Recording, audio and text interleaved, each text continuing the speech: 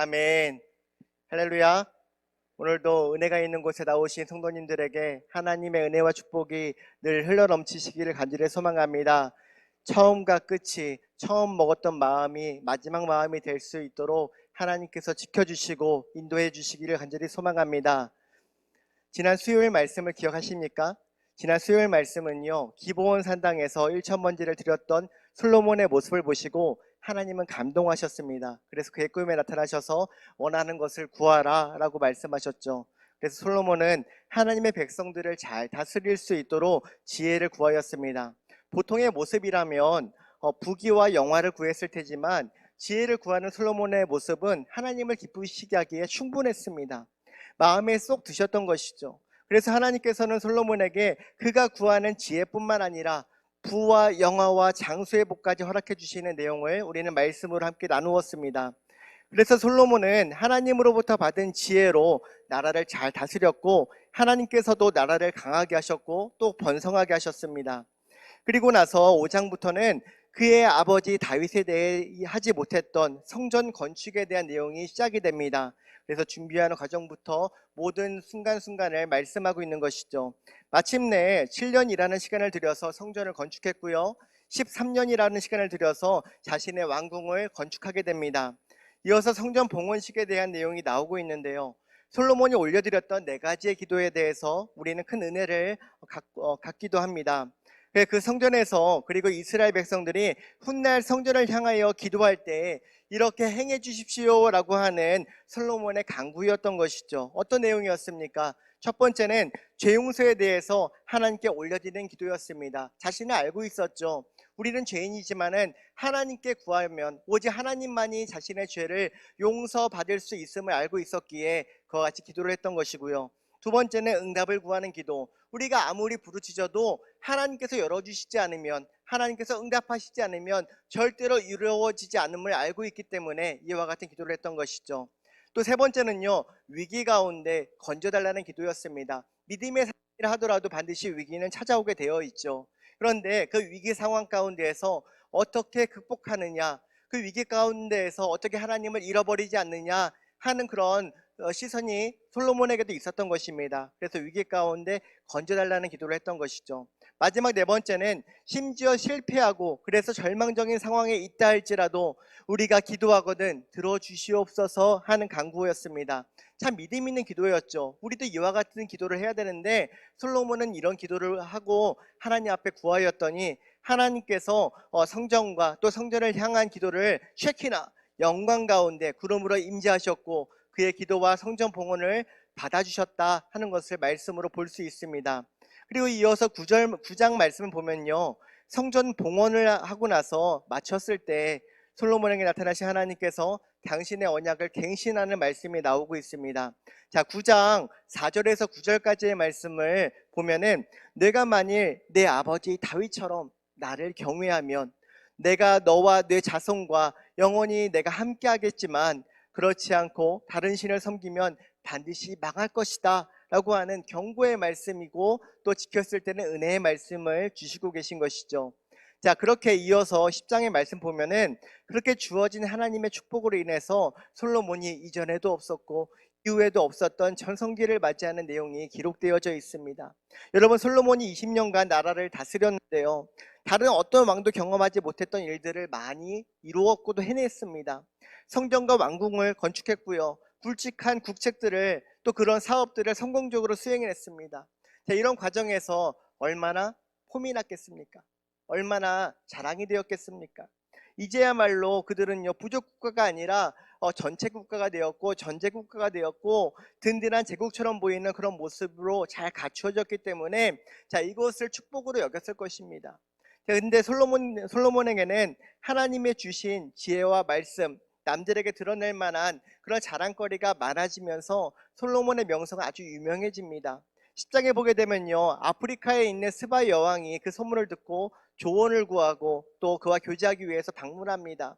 학자들은 그녀를 에디오피아 여왕이다 라고 이야기를 하는데요, 많은 예물을 가지고 솔로몬의 지혜를 경험하기 위하여 방문합니다. 그녀가 120달란트나 되는 금과 향품과 보석을 가지고 왔다 이야기를 하는데요, 자, 120달란트 감이 안 잡히죠.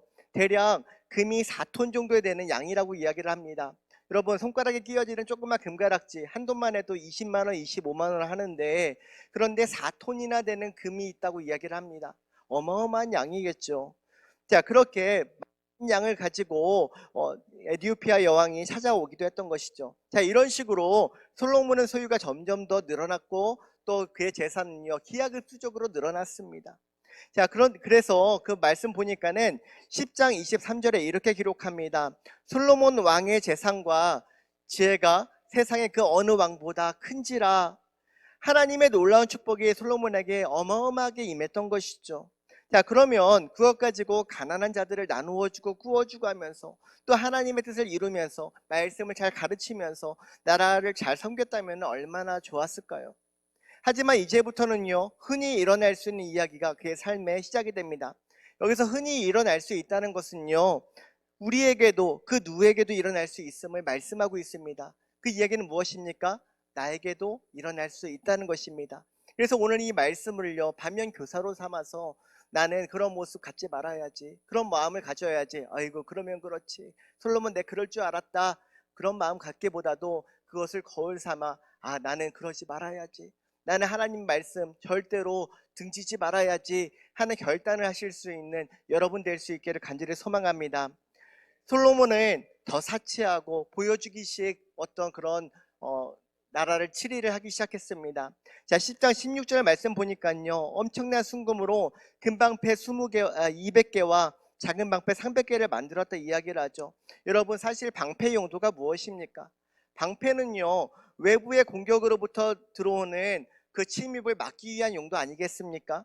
그런데 그런 막기 위한 용도가 아니라 자신을 과시하게 한 용도로 사용되었다는 것이죠. 결국 황방패들은 어떻게 되는지 아십니까? 나중에 애굽왕 시삭이 와서 싹 다 빼앗아가 버립니다. 자, 방패뿐만 아니라 그의 보좌도 상아로 만들었습니다. 상아가 무엇입니까? 코끼리, 그 뿔이 상아이죠. 그 상아를 만들기 위해서는 코끼리를 잡아야 되는데 그 정도로 귀하다는 것이죠. 자, 그렇게 귀하고 귀한 상아로 자신의 보좌를 만들었다 이야기하고요. 왕궁에서는 오직 금그릇만 사용했다 이야기합니다. 그의 부가 얼마나 큰지 짐작할 수 있겠죠. 자, 그것뿐만 아니라 군사력도 있습니다.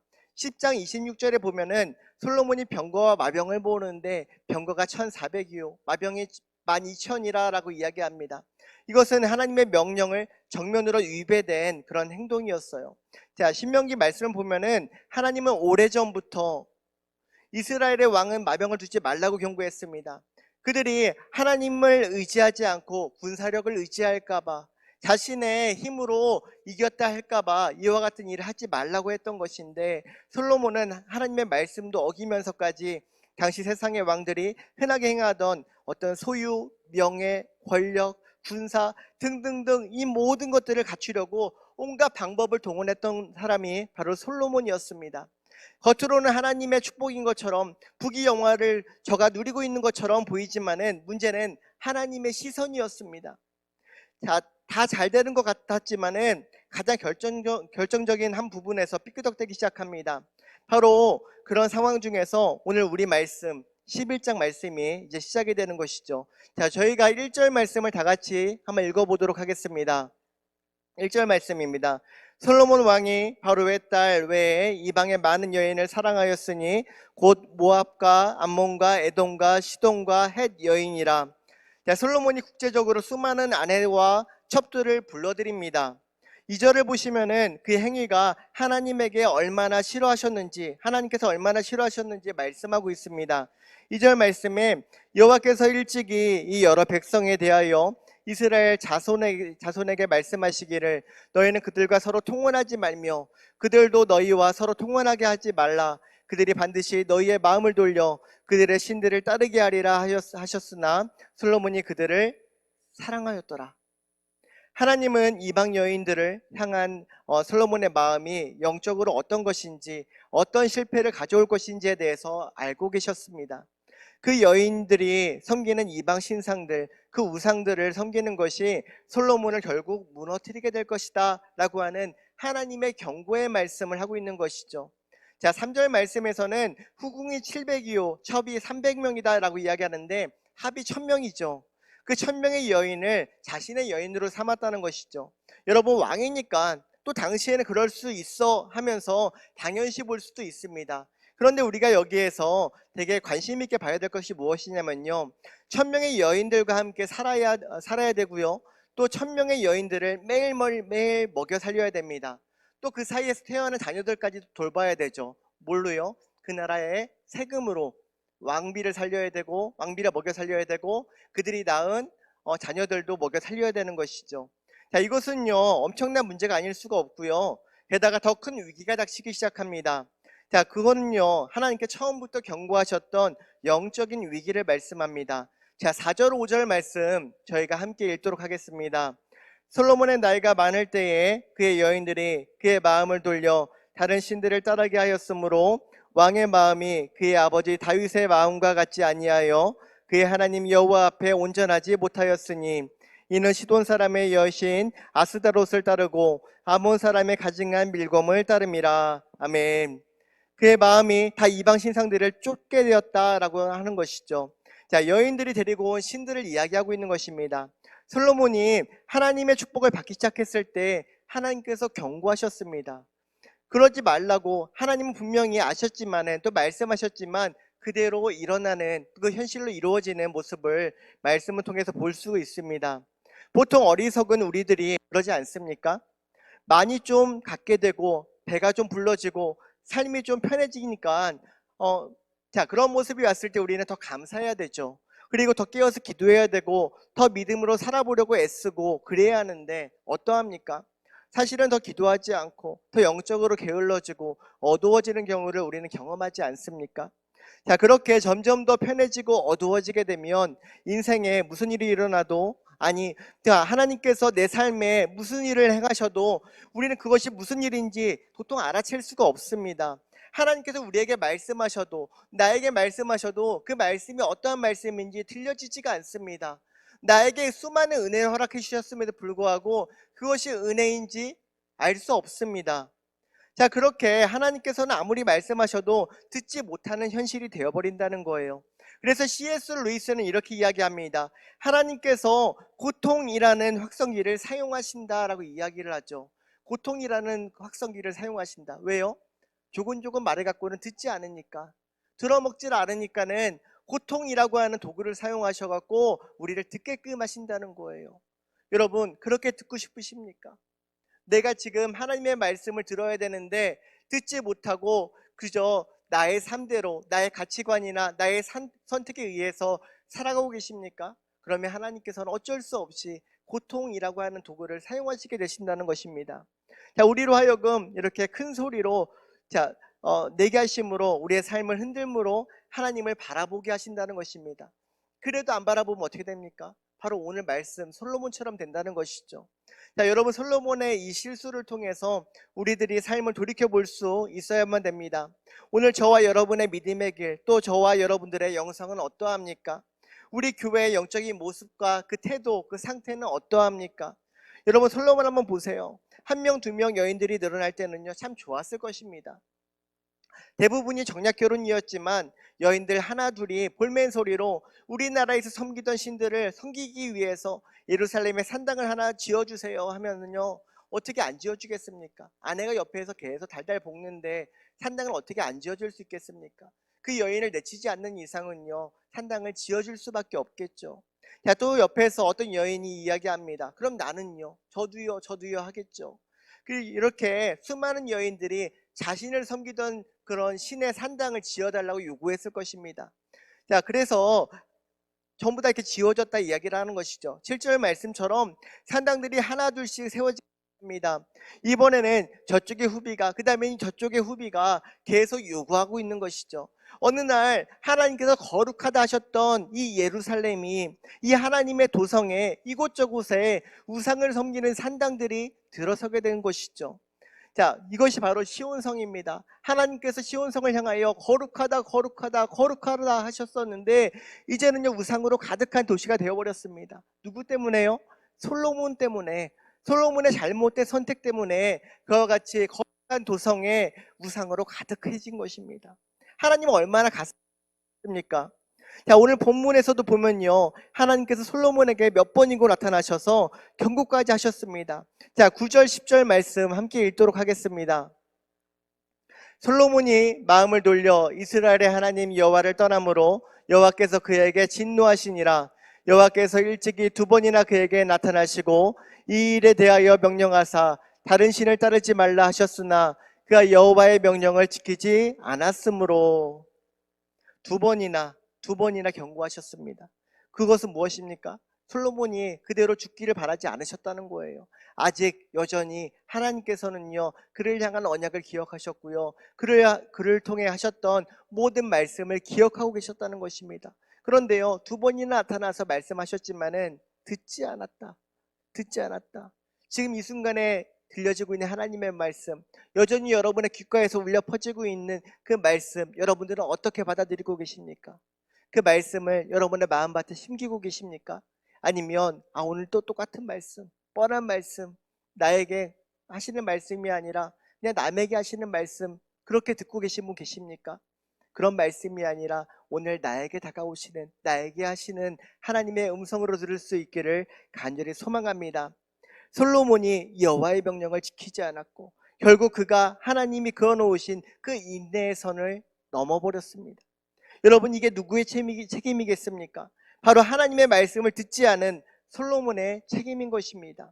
아무리 성전을 지으면 못합니까? 여러분, 아무리 하나님의 축복을 많이 받으면 못합니까?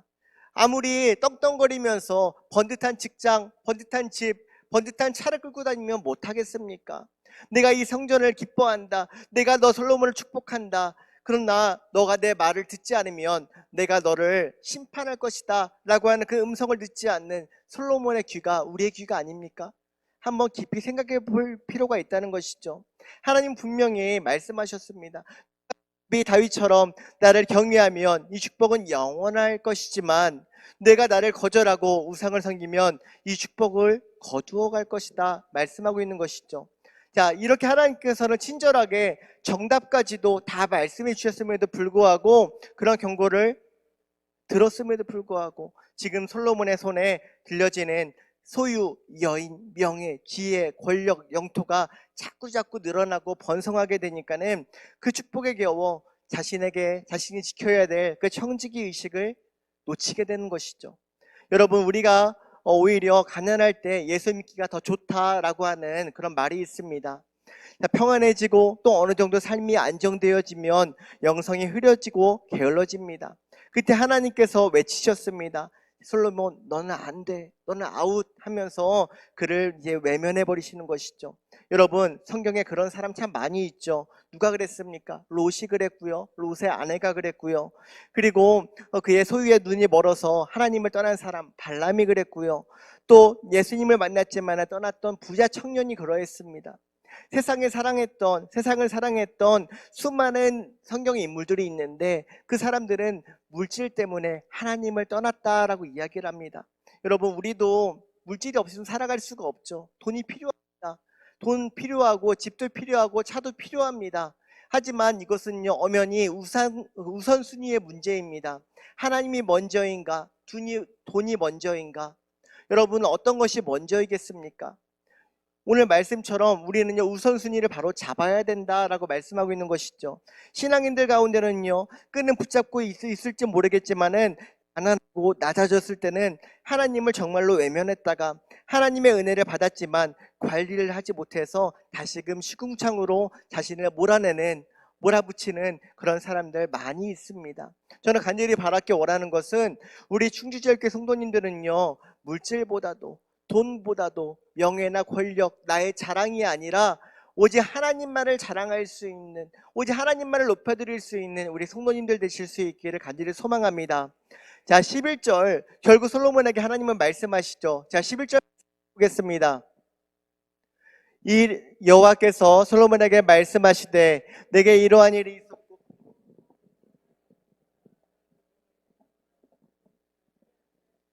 내가 반드시 이 나라를 네게서 빼앗아 내 신하에게 주리라.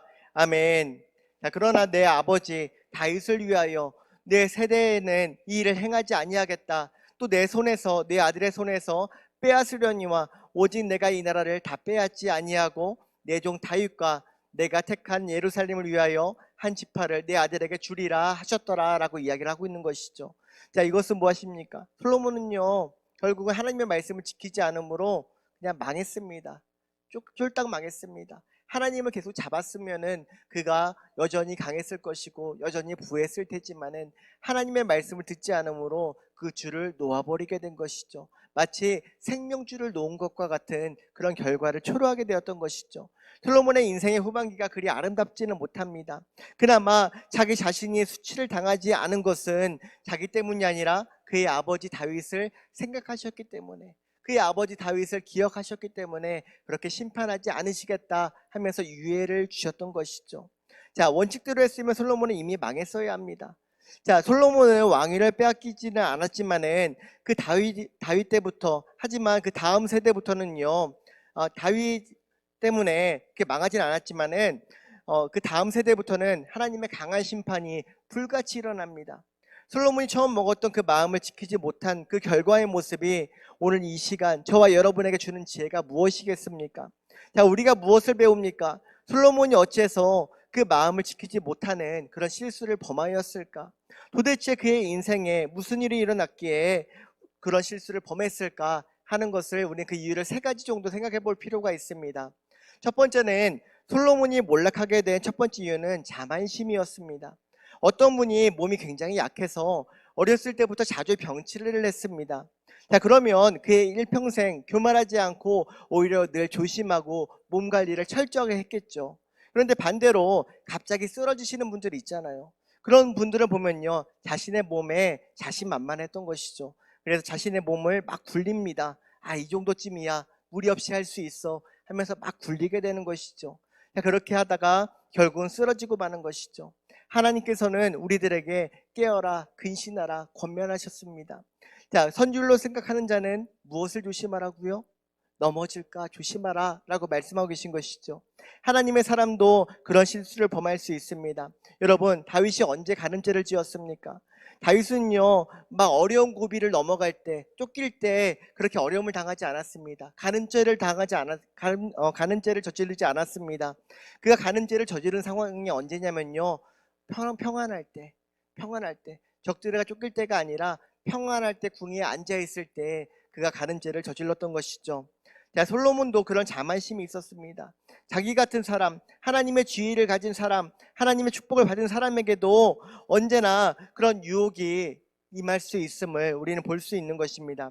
그래서 솔로몬은 그런 생각을 했겠죠. 아, 이쯤이야 내가 컨트롤할 수 있어, 내가 이쯤이야 나 충분히 통제할 수 있어 했을 것입니다. 지금 전 세계가 외교전을 벌이고 있는데 다른 나라 왕도 다 그렇게 정략 결혼하는데 나도 뭐 할 수 있지 하면서 그렇게 정당화했을 것입니다. 그리고 딱 한 명쯤이야, 딱 한 명 정도 해봤자 뭐 하나님도 이해하실 거야 하셨을 것입니다. 하지만 그렇게 딱 한 번만 하는 그 생각이 결국에는 그를 나락으로 몰아내는 그런 상황이 벌어지게 된 것이죠. 여러분, 자, 그런 마음으로 시작을 하게 되면은 결국은 어느 순간인가는 죄가 물꼬가 튀어지기 시작하고 그 죄가 마치 폭포수가 떨어지듯이 나를 휩쓸어버리고 마는 것입니다. 여러분, 딱 한 번, 딱 한 잔, 딱 한 번, 자, 그것이 아니라 지금부터 조심해야 되는 모습이 우리의 가운데 있어야 될 줄로 믿습니다. 여러분, 자만심이 우리를 무너뜨릴 수 있습니다. 불행하게도 그러면서 한 명, 두 명, 세 명 외국 여인들을 들이기 시작합니다. 이 정도는 내가 마음만 먹으면 말이야 하면서 했지만 결국은 그의 영성은 완전히 산산조각 나와버린 것이죠. 그래서 성경은 우리에게 깨어 있으라 라고 경고를 합니다. 자, 두 번째는요, 게으름입니다. 영적으로 게을러지는 것이죠. 처음에는 자만심의 문제이지만 여러분, 그것이 계속 반복되어지면요 게을러지게 됩니다. 처음에는 한 명, 두 명 외국 여인들을 아내로 데려오는 것을 마음이 쓰였을지 모르겠습니다. 자, 그 제사장들의 눈치를 보였을지는 모르겠지만은 자, 그 일이 계속 반복되다 보니까 어느 순간 보니까 여인이 700명이 되었고 300명이 되었습니다. 자, 그쯤 되니까는 이제는 아무렇지도 않게 되어져 버렸죠. 어느 날에는 자, 하루에 두 번, 세 번도 결혼식을 했을지도 모릅니다. 그 정도로 많은 여인이 있으니까요. 죄도 이와 같습니다. 죄 한 번쯤이야, 두 번쯤이야. 뭐 또 회개하면 되지 하다가도 결국에는요, 한 번, 두 번, 그 죄를 짓는 것에 대한 무감각이 나에게 생기기 때문에 내가 그것으로 더 이상 죄에서 헤어나올 수 없는 모습이 우리에게 주어진다는 것입니다. 자, 어쩔 때는 이름도 얼굴도 확인하지 못하고 결혼했을 것입니다. 그러나 어느 순간에는 아무런 고민이 없어지고 그런 걸 왜 내가 고민해야 돼? 했을 것입니다. 여러분, 저와 여러분이 죄에 빠지고 인생이 망가질 때도 그렇듯이 처음에 여러분 생각해 보세요. 누가 그런 솔로몬의 정결한 삶이 무너질 것이라고 생각을 했겠습니까? 아무도 생각하지 않았습니다. 하지만 일은 벌어졌고 그에게는요, 돌이킬 수 없는 모습이 주어졌던 것이죠. 그것이 바로 게으름 때문에 주어진 것이다. 오늘날 우리들의 영성을 관리하는 일이 그렇게 쉽지는 않습니다. 자, 우리가 날마다 이 세상에 살아가는데 어떻게 저 세상에서 흘러들어오는 죄를 우리가 막을 수 있겠습니까? 우리는요, 말씀으로 부여잡고 하나님의 능력으로 버티지 않는 이상은 그 세상으로부터 흘러들어오는 수많은 죄의 요인들로부터 자유로울 수 없습니다. 그렇기 때문에 우리는 늘 깨어서 근신하고 하나님의 말씀이 있는 곳에 나와야 되고, 내가 있는 곳이 곧 구별되어진 말씀이 임하는 곳이 되어야지만이 우리가 살아갈 수 있는 힘이 주어지는 것처럼 날마다 이 은혜 자리에서 하나님의 도우심을 구해야 될 줄로 믿습니다. 자, 첫 번째는 우리가 자만심이라 그랬고요. 두 번째는요, 게으름이라고 이야기를 했습니다. 그렇다면 나머지 세 번째는요, 은혜에 대한 무감각입니다. 내가 자만하고 그리고 게으르다 보면요, 나에게 있는 은혜가 더 이상 은혜가 아니게 되어버립니다. 하나님께서 아무리 은혜를 폭포수처럼 부어주셔도 내가 하나님의 은혜를 알지 못하면요, 그것이 무슨 의미가 있습니까? 이것처럼 우리는요, 늘 하나님의 은혜임을 기억하기 위해서는 깨어 있어야 된다는 거예요. 내가 죄인임을 알아야 되고요, 내가 정말 하나님 앞에 낮아지지 않고는, 내가 하나님을 붙들지 않고는 살아갈 수 없는 그런 믿음의 고백이 우리 가운데 늘 끊이지 않아야 된다는 것입니다. 사랑하는 성도 여러분, 오늘 이 솔로몬의 이야기를 통하여서 그 끝이 결코 좋지는 않지만은 우리는 그 말씀을 보고 타산지석으로 삼아서 온전하게 하나님만을 기억하고 하나님의 말씀을 청종하면서 살아갈 수 있는 믿음의 성도님들이 될 수 있기를 간절히 소망합니다. 우리는 늘 연약하고 넘어지고 깨지지만은 하나님께서 함께 하시면 강해질 수 있고, 우리는 버틸 수 있고 감당할 수 있는 힘이 주어진다는 것입니다. 날마다 이와 같은 은혜가 저와 여러분에게 가득할 수 있기를 간절히 소망합니다. 기도하겠습니다. 이 시간 함께 기도하기를 소망합니다. 하나님, 오늘 솔로몬의 이야기를 들었습니다. 이 이야기처럼 하나님, 내가 하나님을 놓지 않기를 소망합니다. 세상의 수많은 요인들이 날 넘어뜨리고 나를 유혹하지만 나는 절대로 하나님의 일을 놓지 않겠습니다. 하나님만을 바라보겠습니다. 이 은혜 자리에 붙어 있겠습니다 하는 믿음의 고백으로 여러분 간절히 주여 세 번을 지고 기도하겠습니다. 주여, 주여, 주여. 하나님 감사를 드립니다. 아버지, 오늘님의 말씀처럼 아버지 솔로몬이 그 끝이 결코 좋지 않았고 하나님께서 그를 축복하셨지만은 그것을 축복으로 알지 못하였지만은 아버지는 나는 하나님의 은혜를 놓지 않기를 소망합니다. 내가 하나님을 바라볼 수 있기를 간절히 소망합니다. 아버지 하나님, 주여 도우시옵소서. 아버지, 주여 말씀하여 주시옵소서. 아버지, 나의 삶의 여정 가운데에서 하나님과 동행하는 삶이 되게 하여 주시고 하나님을 바라보는 삶이 되게 하여 주시고 아버지 하나님, 끝이 하나님의 손길 가운데 오늘을 살아가고 내일을 살아갈 수 있는 믿음의 사람들 될 수 있도록 아버지 인도하여 주시옵소서. 아버지, 나에게 자만심이 있습니까? 영적 게으름이 있습니까? 아버지, 은혜에 대한 무감각함이 있습니까? 아버지, 그런 것들을 놓지 않기를 소망합니다. 하나님만을 바라보기를 소망합니다. 아버지, 주여 지키시고 인도하여 주시옵소서. 하나님 주여 도우시옵소서. 아버지, 은혜가 나에게 늘 머물러 있기를 소망합니다. 나의 귓가에 늘 하나님의 말씀이 울려 퍼지기를 소망합니다. 아버지, 주여 인도하여 주시옵소서. 아버지, 하나님을 바라볼 수 있도록 인도하여 주시옵소서.